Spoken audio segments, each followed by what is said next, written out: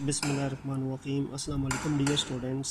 Topic हमारा आज का class 10th chemistry chapter number 11 organic chemistry में जो बनता है that is sources of organic compounds. Sources of organic compounds यानी ऑर्गेनिक कंपाउंड्स हमें किन किन ज़राए से हासिल होते हैं, कौन कौन से ज़रिए हैं जहाँ से आप ऑर्गेनिक कंपाउंड हासिल कर सकते हैं। तो याद रखें कि ऑर्गेनिक कंपाउंड्स जो हैं they are obtained from living things. जो ऑर्गेनिक कंपाउंड्स हैं वो लिविंग थिंग्स से आपको हासिल होते हैं, और लिविंग थिंग्स के अंदर भी दोनों कैटेगरीज़ हैं। जो लिविंग थिंग्स अलाइव होते हैं वो भी आपको ऑर्गेनिक कंपाउंड्स देते हैं, और जो डेड लिविंग थिंग्स होते हैं उनसे भी आपको ऑर्गेनिक कंपाउंड्स जो हैं वो मिलते हैं। ठीक हो गया। और सेकंड सोर्स क्या होता है कि अच्छा, ये जो मैंने आपको लिविंग थिंग्स वाले अलाइव या डेड ऑर्गेनिक कंपाउंड्स बताए हैं ना, ये नेचुरल ऑर्गेनिक कंपाउंड्स हैं। नेचुरल जो कुदरती तौर पे एग्जिस्ट करते हैं लिविंग बॉडीज़ के अंदर, या आफ्टर डेथ उनकी बॉडी में डिकम्पोजिशन से बनते हैं। और उसके अलावा जो कुछ ऑर्गेनिक कंपाउंड्स जो आर्टिफिशियल होते हैं ना, which are artificial organic compounds, they are basically synthesized in laboratories. वो लेबॉर्ट्रीज़ में भी सिंथेसाइज किए जाते हैं। वो सिंथेटिक होते हैं, आर्टिफिशियल होते हैं, क्योंकि नेचुरल ऑर्गेनिक कंपाउंड्स इतने नहीं होते कि वो तमाम की तमाम रिक्वायरमेंट्स या नीड्स पूरी कर सकें as a whole population of the world की। तो उसके लिए हमें मसनूई तौर पे भी कुछ ऑर्गेनिक कंपाउंड्स लैब्स में सिंथेसाइज करने पड़ते हैं। ठीक हो गया। तो हमने लिविंग थिंग्स वाले भी बात करेंगे, और फिर लास्ट में आर्टिफिशियल वालों की भी जो है वो बात करेंगे। ठीक हो गया। अब यहाँ पे मैं मेंशन कर दूँ कि आपके पास जो डेड से भी मिलते हैं, डेड से जो आपको जो डेड लिविंग थिंग से आपको मिलते हैं ना, ये अपने ऑर्गेनिक कंपाउंड्स, उनको हम फॉसिल फ्यूल्स कहते हैं। They are known as fossil fuels. और फॉसिल फ्यूल्स में तीन अहम कंपोनेंट्स आते हैं। कोल आता है, पेट्रोलियम आता है, और नेचुरल गैस आती है। ये तीन ऑर्गेनिक कंपाउंड्स फॉसिल फ्यूल्स कहलाते हैं, जो आपको डेड लिविंग थिंग्स की बॉडी से हासिल होते हैं। जब उनकी बॉडीज़ डिकम्पोज होती है under pressure, under temperature, bacterial decomposition, तो dead bodies of animals and plants जो हैं दे कन्वर्ट हो जाती हैं coal, petroleum and natural gas में। तो ये फॉसिल फ्यूल्स कहलाते हैं। जहाँ तक ताल्लुक़ है अलाइव लिविंग थिंग्स जो हैं, यानी ज़िंदा जो लिविंग थिंग्स होते हैं, उनसे क्या क्या मिलता है। ज़िंदा लिविंग थिंग से आपको बेतहाशा ऑर्गेनिक कंपाउंड्स मिलते हैं। जैसे कि हम कह सकते हैं कि आपको जो मिल्क हासिल होता है, मिल्क एक ऑर्गेनिक कंपाउंड है। ठीक है, बायोकेमिकल कंपाउंड है ये। इसके अलावा आपको मीट हासिल होता है, गोश्त जो आपको हासिल होता है। सारी बातें आप ज़बह करते हैं एनिमल्स को, अलाइव जिंदा एनिमल्स को आप ज़बह करते हैं, फिर उसकी बॉडी से गोश्त हासिल करते हैं। ये एक ऑर्गेनिक कंपाउंड है। फिर चमड़ा आपको हासिल होता है, लेदर आपको हासिल होता है। लेदर भी ऑर्गेनिक कंपाउंड है, प्रोटीन इन नेचर होता है। ठीक हो गया। इसके अलावा आपको डिफरेंट वाइटामिन्स हासिल होते हैं। ठीक हो गया। आपको डिफरेंट प्रोटीन्स हासिल होती हैं।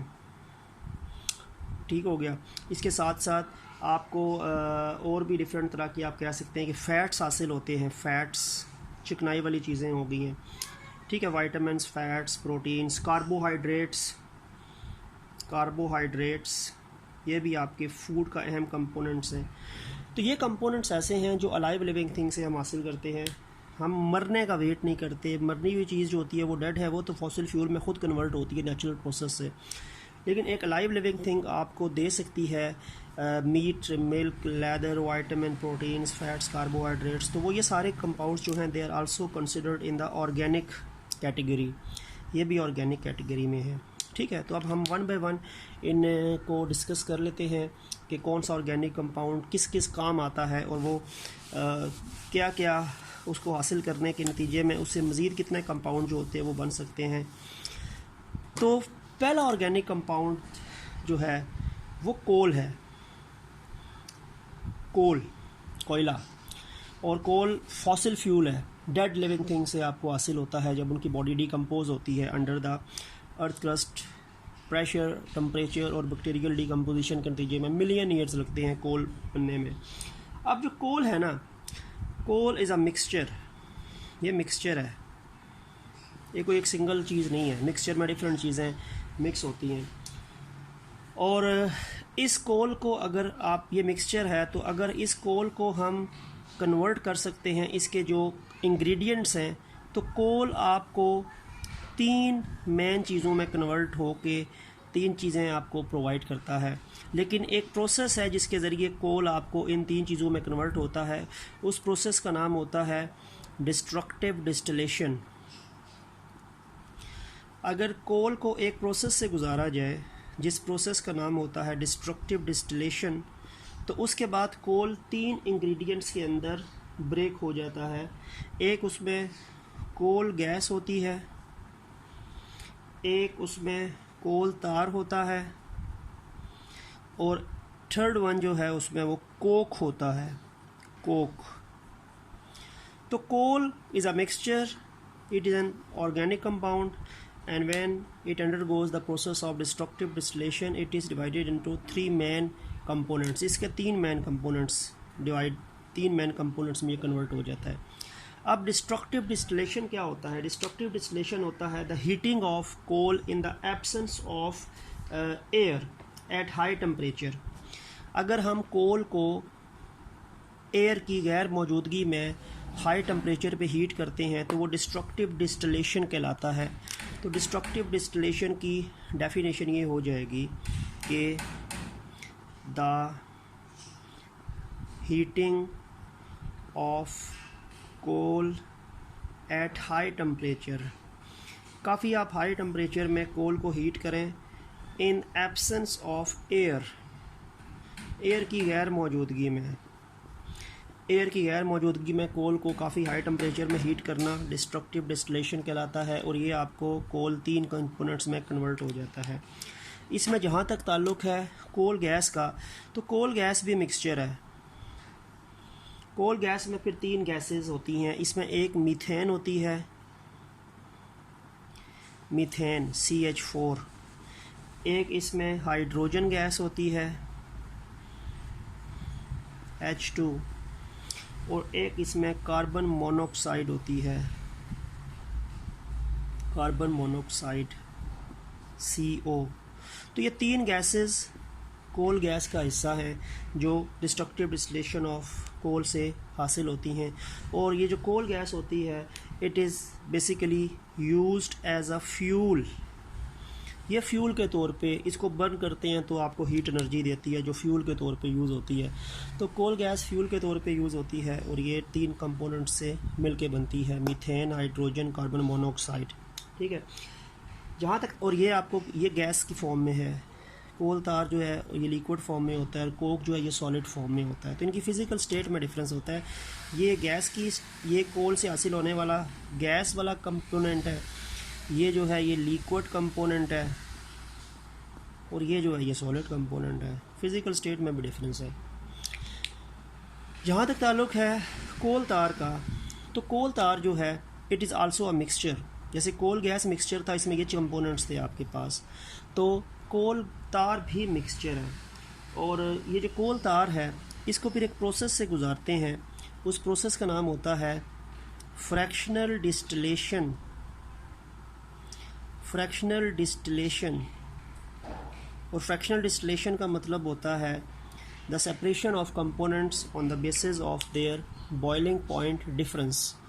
हमने इस कोल तार को हीट करना है, हीट करने के नतीजे में इसमें जितने भी कंपोनेंट्स होते हैं उन सब का बॉइलिंग पॉइंट अलग अलग होता है और हर कोई अपने बॉइलिंग पॉइंट के हिसाब से सेपरेट होता जाएगा, क्योंकि ये वेपर्स में कन्वर्ट होंगे, लिक्विड वेपर्स में कन्वर्ट होगा। उसमें डिफरेंट कंपोनेंट्स के जो वेपर्स होंगे वो अपने अपने टेम्परेचर के हिसाब से इवेपोरेट होंगे, फिर हम उनको कंडेंस करके दोबारा सेपरेट कर लेते हैं।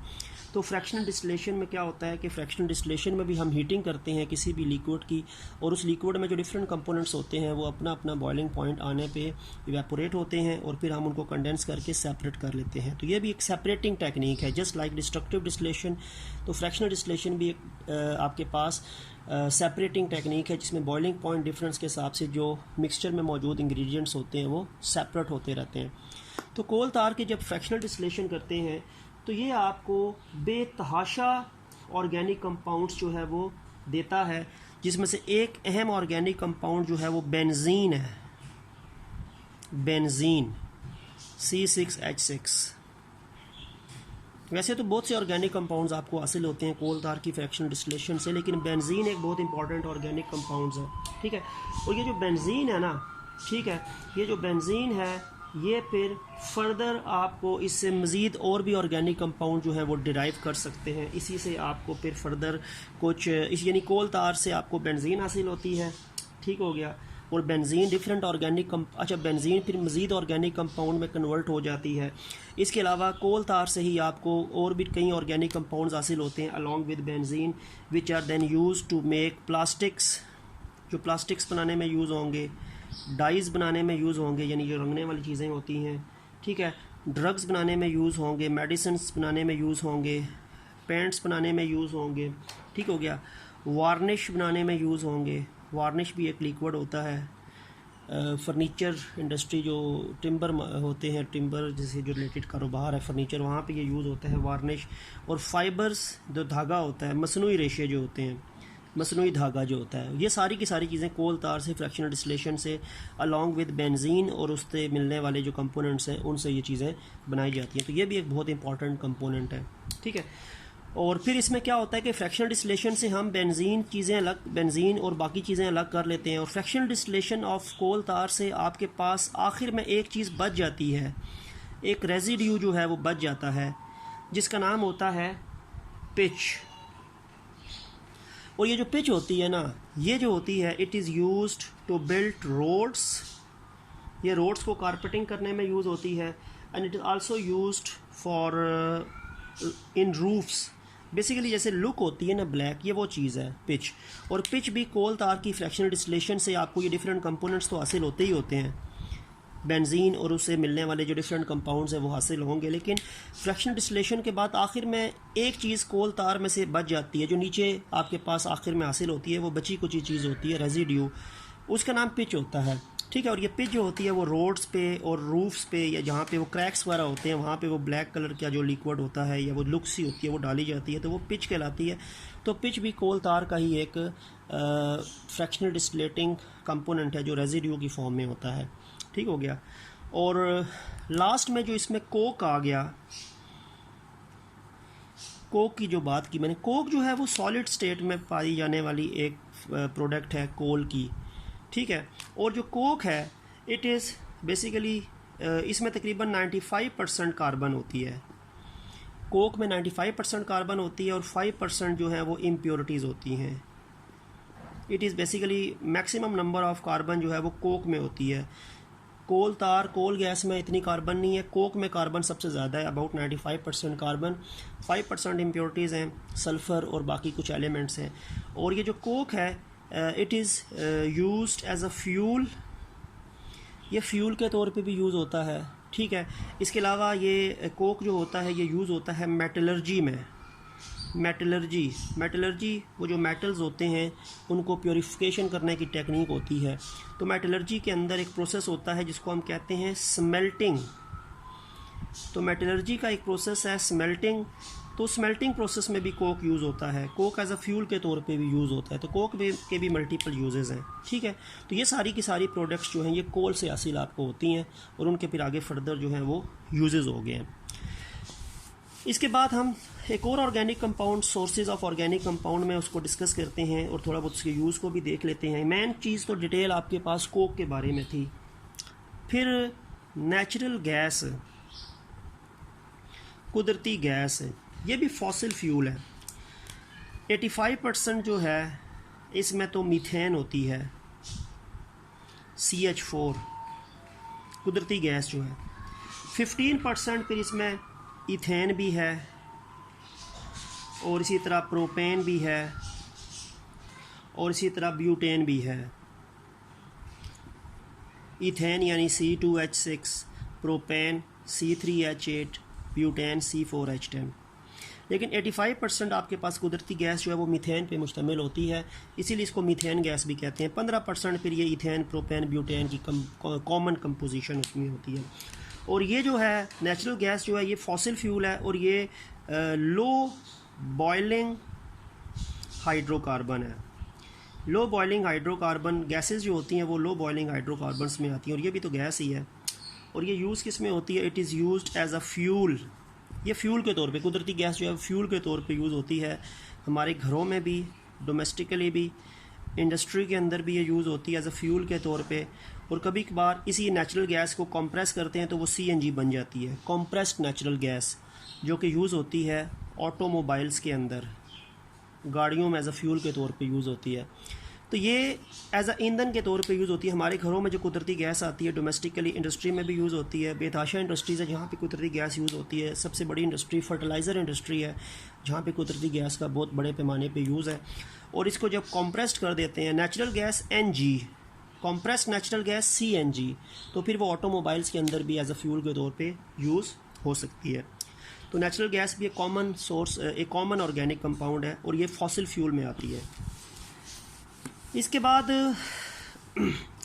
पेट्रोलियम, ये भी फॉसिल फ्यूल है। कोल जो था वो सॉलिड फॉसिल फ्यूल था। Natural gas liquid fossil fuel, gaseous fossil fuel है। और पेट्रोलियम जो है ये लिक्विड फॉसिल फ्यूल में आता है। फॉसिल फ्यूल तो है लेकिन ये लिक्विड स्टेट में होता है, ठीक है। और पेट्रोलियम जो है इसमें बेसिकली क्या होता है, इसमें मेजॉरिटी अगर हम देखें तो अल्केन्स होते हैं।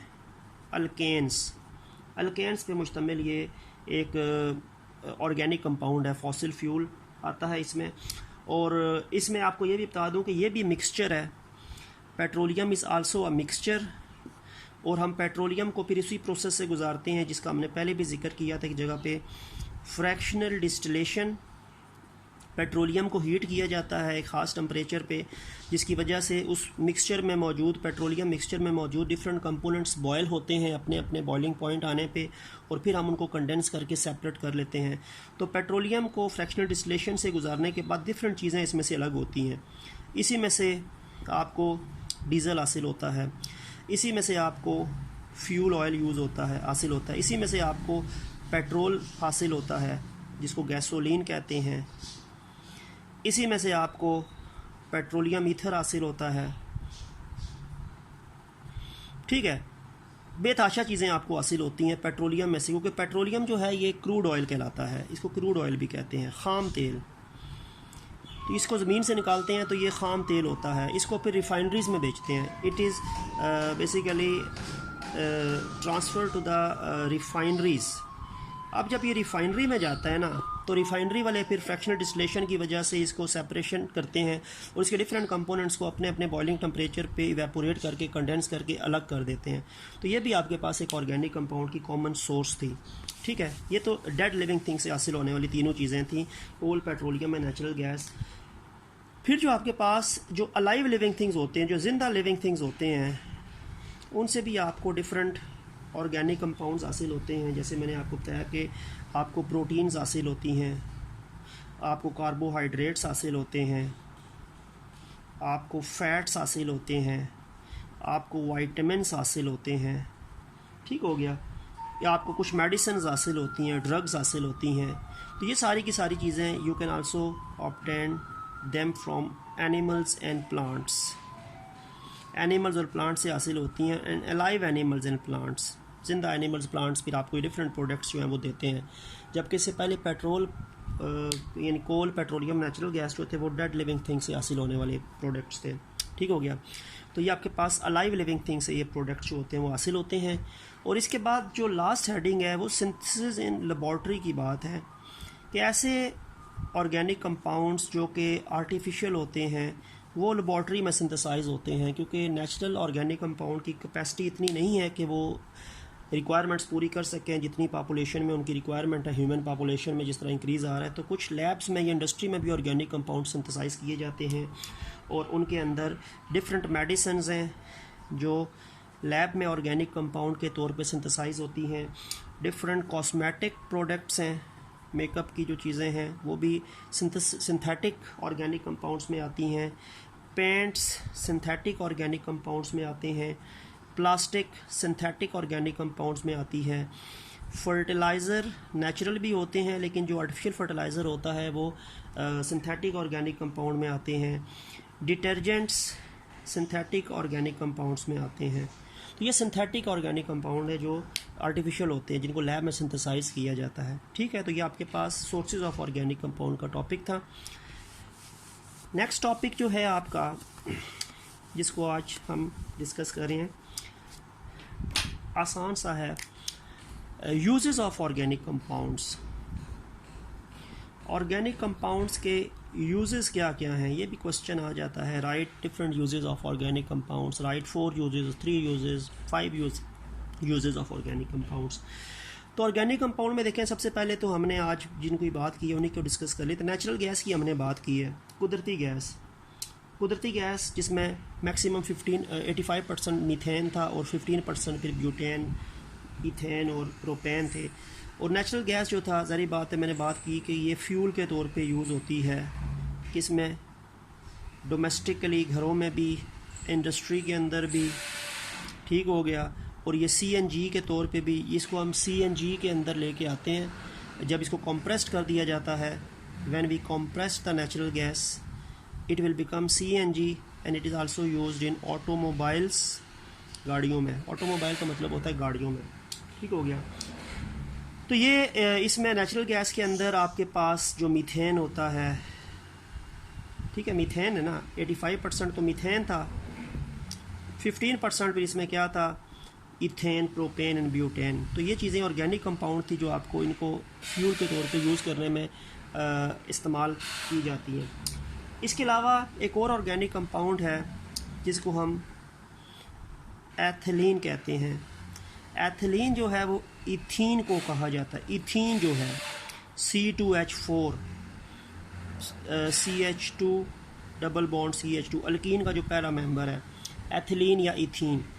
इथीन या एथिलीन जो है, it is used as a starting material. ये स्टार्टिंग मटेरियल के तौर पे डिफरेंट कंपाउंड्स को यूज़ करने बनाने में इस्तेमाल होती है। इसी एथिलीन को हम, इसी से बनता है पॉलीइथीन। ये जो प्लास्टिक शीट होती है, पैकिंग शीट, पॉलीइथीन इसी से बनती है, प्लास्टिक इसी से बनता है।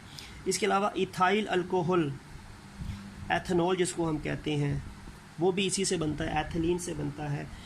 एसिटिक एसिड सिरका बनाने में यूज़ होने वाली बड़ी अहम प्रोडक्ट है। और एथिलीन ग्लाइकोल, ये एंटी फ्रीज़ के तौर पे गाड़ियों में यूज़ होता है, एंटी फ्रीज़ के तौर पे, ठीक है। तो ये सारे के सारे प्रोडक्ट्स आपको एथिलीन से हासिल होते हैं और एथिलीन जो है ये भी एक ऑर्गेनिक कंपाउंड है। इसके अलावा एसिटिलीन, अच्छा एसिटिलीन क्या है, एसिटिलीन इथाइन को कहते हैं। इथाइन, अल्काइन का पहला मेंबर इथाइन, एसिटिलीन के नाम से, C2H2 CH triple bond CH, ये इसका फार्मूला है। तो एथिलीन इथीन को कहते हैं और एसिटिलीन इथाइन को कहते हैं। अब ये जो एसिटिलीन है ना, ये बेतहाशा यूजेस हैं। इसको हॉट किया जाता है तो इससे फ्लेम बनता है, उसको हम ऑक्सी एसिटिलाइन फ्लेम कहते हैं। और वो गैस वेल्डिंग जो होती है, गैस वेल्डिंग जो है, एक वेल्डिंग तो होती है उसमें तो वो रॉड सा होता है ना, वो तो दूसरी वेल्डिंग है, लेकिन एक गैस वेल्डिंग होती है, अक्सर वर्कशॉप्स वगैरह में होती है। तो गैस वेल्डिंग में वो जो गैस किट होती है ना, उसमें एसिटिलीन गैस होती है, तो उसको जब हीट अप करते हैं तो वो ऑक्सी एसिटिलीन फ्लेम बनता है, वो उसका शोला सा बनता है। और वो जो शोला सा बनता है, it is used to cut या it is used to weld metals. Metal को कट करने में या मेटल को वेल्ड करने में वो ऑक्सी एसिटिलीन फ्लेम जो है वो यूज़ होता है। और वो एसिटिलीन जो है इसका एक प्रोडक्ट है, ऑक्सी एसिटिलीन फ्लेम, और उससे फिर यूजेज उसके cutting and welding of metals के तौर पे इसकी यूटिलाइजेशन जो है वो होती है। इसी के अलावा ये जो एसिटिलीन है, इसके और भी यूजेस आपकी बुक में मेंशन है। एक यूज़ इसका ये मेंशन है इसी एसिटिलीन का, एक यूज़ का ये मेंशन है कि it is also use to manufacture different polymers, इससे मुख्तलिफ पॉलीमर्स बनते हैं। पॉलीमर्स कॉम्प्लेक्स ऑर्गेनिक कंपाउंड्स होते हैं जो छोटी छोटी सब यूनिट से मिलकर बड़े बड़े लॉन्ग प्रोडक्ट्स बनते हैं, उनको पॉलीमर्स कहते हैं। मोनोमर्स मिलते हैं तो पॉलीमर्स बनते हैं। एक पॉलीविनाइल क्लोराइड है, एक पॉलीविनाइल एसीटेट है। पॉलीविनाइल क्लोराइड जो होता है, ये जो आपके पास प्लास्टिक के पाइप्स होते हैं ना, प्लास्टिक के पाइप्स जो होते हैं उस पर PVC पाइप्स लिखा होता है, तो वो पॉलीविनाइल क्लोराइड जो होता है वो पॉलीमर है एसिटिलीन का, कॉम्प्लेक्स ऑर्गेनिक कंपाउंड है। फिर पॉलीविनाइल एसीटेट PVA, ये यूज़ होता है, it is used as a adhesive, चीज़ों को अटैच करने में, and it is also used to make water based paints, वो पेंट्स जो पानी में डिज़ोल्व हो के जिनको अप्लाई किया जाता है, वाटर बेस्ड पेंट्स। वैसे तो पेंट्स अक्सर कैरोसिन ऑयल, मिट्टी के तेल में डिज़ोल्व होकर उनको यूज़ किया जाता है, लेकिन कुछ वाटर बेस्ड पेंट्स होते हैं। जो वाटर बेस्ड पेंट्स होते हैं वो पॉलीविनाइल एसीटेट से बनते हैं और ये एडेसिव के तौर पे भी यूज़ होता है। और polyvinyl chloride pipes, plastic pipes जो होते हैं उनके बनाने में इसकी यूटिलाइजेशन होती है, ये पॉलीमर है। तो एसिटिलीन के ये प्रोडक्ट हैं। इसके अलावा एसिटिलीन जो होता है, it is also use to make nylon, ये आर्टिफिशियल फाइबर, मसनूई रेशा है। एक तो कुदरती धागे होते हैं जिसमें से कपास है, कॉटन या फिर सिल्क है या वूल है। कॉटन, सिल्क और वूल तो नेचुरल प्रोडक्ट्स हैं, लेकिन नायलॉन एक आर्टिफिशियल प्रोडक्ट है, ये मसनूई रेशा है जो एसिटिलीन से हासिल होता है। और इसी तरह एक आपके पास सिंथेटिक रबर जो है, मसनूई रबर, एक नेचुरल रबर होती है जो एक रबर प्लांट्स के लेटेक्स से हासिल होती है, वो नेचुरल रबर होती है, लेकिन ये मसनूई रबर है, सिंथेटिक रबर, जिसमें एग्जांपल नियोप्रीन के नाम से आती है। Neoprene is an artificial rubber which is made from the acetylene. ठीक हो गया। इसके अलावा एसिटिलीन का एक और यूज़ आपकी बुक पे लिखा है, it is used in artificial ripening of fruits को राइप करने में। अगर हमने कुछ फलों को जल्दी राइप करना है तो हम उसको एसिटिलीन अप्लाई करेंगे। तो एसिटिलीन जो होता है वो फलों को जल्दी पकने में हेल्प करती है, अनराइप फ्रूट्स को राइप करती है, पकने में हेल्प करती है, फिर वो फ्रूट्स जो होते हैं वो मार्केटिंग करके उनको बेचा जाता है।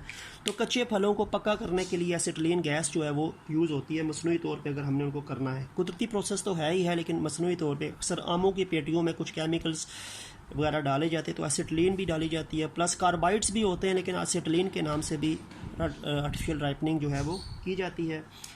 इसके अलावा बेतहाशा ऑर्गेनिक कंपाउंड है, जिसमें से आपने एक नाम सुना होगा फिनोल। फिनोल एक ऑर्गेनिक कंपाउंड है और ये एंटीसेप्टिक के तौर पे यूज़ होता है, जरासीम को किल करता है।